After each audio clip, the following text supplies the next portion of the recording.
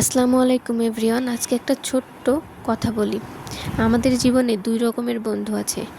একটা হচ্ছে ওই দুই বন্ধু আর ভাল্লুকের গল্পের মতো, আরেকটা হচ্ছে কাঁকড়া আর সমুদ্রের ঢেউয়ের মতো।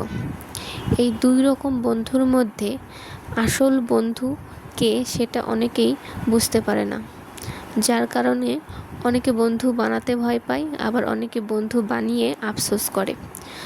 এই জন্য আমাদের এই দুইটা গল্পই খুব ভালোভাবে জানা উচিত, না হলে একটা পর্যায়ে গিয়ে আমাদেরকেও ওই আফসোস করা কিংবা বন্ধু না বানিয়ে একাকিত্বের মতো জীবন কাটাতে হতে পারে।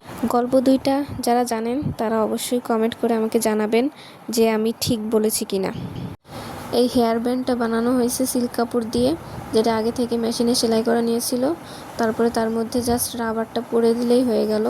এগুলো আসলে বানানো অনেক বেশি ইজি, যে কেউ চাইলেই বানাতে পারে। আর এগুলো দেখতেও সুন্দর লাগে, আর চুলে দিলেও খুব সুন্দর লাগে। ভালো থাকবেন সবাই, আল্লাহ হাফেজ।